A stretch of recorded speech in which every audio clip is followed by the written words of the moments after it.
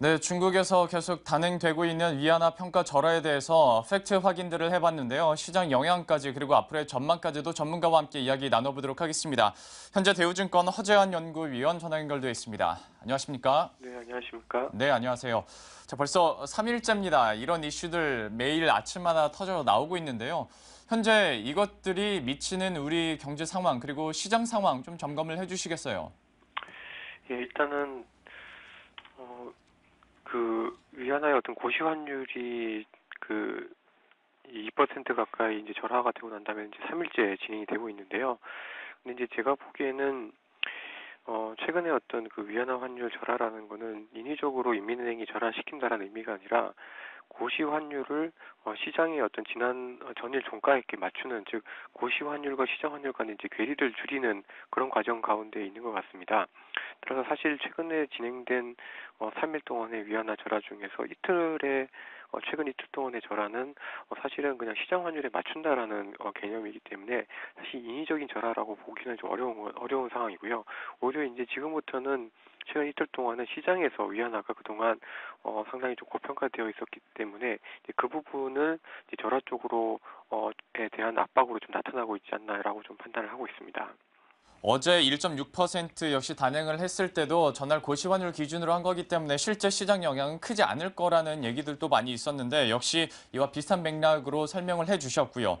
그런데 이런 조치들 자체가 어떤 심리적인 걸 수도 있고 정말 큰 실질적인 조치로도 어떤 미국의 금리 인상 앞두고 그러니까 선수 쳤다고 얘기를 많이 하는데 이 부분에 대해서도 좀 어떻게 생각하시는지 궁금하고요. 아무래도 이에 따라서 국내 증시가 특히 아시아 시장에서도 가장 크게 타격을 받는 모습인데 좀 어떻게 보셨나 궁금하기도 합니다. 한 말씀 해주시죠.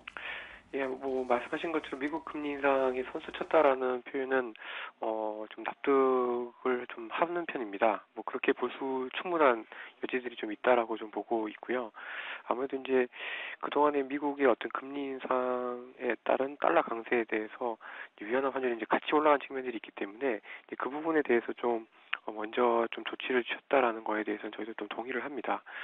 그리고 그 가운데서 이제 한국 원화가 가장 크게 타격을 받는 가장 큰 이유는 역시 GDP 대비 대중국 수출에 대한 비중 자체가 굉장히 좀 높다라는 점 때문인 것 같은데요.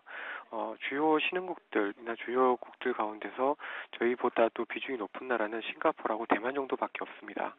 따라서 전체적으로 봤을 때 중국 위안화의 어떤 절하에 배팅하는 사람들의 경우 한국 원화를 비교적 그 차이나의 위안화에 대한 프락시로 판단을 하고 가장 많이 좀 그 절하와 함께 동반한 환율로 충분히 좀 예견하지 않았나라고 좀 보여집니다.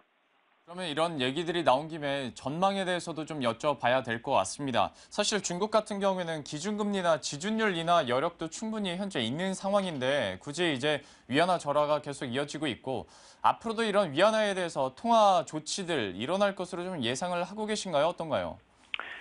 위안화 절하는 좀 더 이어질 것으로 예상을 하고 있습니다. 근데 이제 위안화 절하라는 것 자체보다는 사실 이번에 인민은행의 진짜 의도는 이제 위안화 환율의 이제 진정한 변동 환율 제로의 어떤 변화이기 때문에 사실은 아마 인민은행에서도 지금 계속해서 이제 어떤 인터뷰 기사들이 좀 나오고 있습니다만은 이 인민은행의 어떤 정책의 의도는 이 자유화이지 절하에 있다라고는 말하기는 좀 어려울 것 같습니다. 근데 작년 같은 경우에 실질 실효 환율 기준으로 해서 위안화가 거의 한 10% 가까이, 특히 유로화나 엔화 대비와 함께 절상이 됐기 때문에 그 부분에 대한 이제 되돌림 과정이 좀 있다라고 봐야 될 것 같고요. 저희 생각에는 그동안의 어떤 위안화 환율의 어떤 변동의 흐름들을 보면 5에서 6% 정도, 그러니까 지금 3일 동안 한 4.6% 절하가 됐기 때문에 상당 부분 좀 많이 반영을 했다라고 좀 보고 있습니다. 특히 지금부터 만약에 위안화가 좀 더 절하가 된다 했을 경우에는 중국 정부가 원하는 SDR 편입에 대해서도 약간 부정적인 영향이 좀 미칠 수가 있습니다. 최근 미국의 그 상원의원 같은 경우에 앨리스 슈머라는 의원은 최근에 위안화 조치를 보고 중국의 위안화는 SDR에 편입을 할 수 있는 자격조차 없다라고 굉장히 크게 비난을 하고 있는데요. 이런 사람들의 의견이 강해질수록 중국도 점진적으로 외환 시장에 개입을 해서 위안화의 어떤 절하 속도를 좀 줄일 필요가 좀 있지 않나 싶고요. 또 하나는 중국의 특히 중소기업들, 특히 이제 부동산 개발 업체들 같은 경우에 달러 부채가 굉장히 좀 많은 편입니다. 따라서 위안화의 급격한 절하는 이들 업체들의 어떤 그 디폴트 리스크를 높일 수 있는 부분들이기 때문에 그 부분에 대해서도 중국 정부가 충분히 고려를 할 것으로 예상을 하고 있습니다. 따라서 저희는 지금 정도 수준에서는 점진적으로 위안화가 좀 안정이 될 것 같고 저희 생각에는 한 6.5에서 한 6.6 정도의 달러 대비 위안화 정도의 레벨이 좀 합리적인 구간이 아닌가라고 보여집니다. 전반적으로 전망과 함께 설명을 해주시면서 이런 통화 조치들이 위안화의 자율화에 있지 절하에 있지 않다라는 말도 우리가 다시 한번 좀 되새겨야 될 것 같습니다. 지금까지 대우증권의 허재환 연구위원과 함께 이야기 나눠봤습니다. 오늘 말씀 고맙습니다. 감사합니다.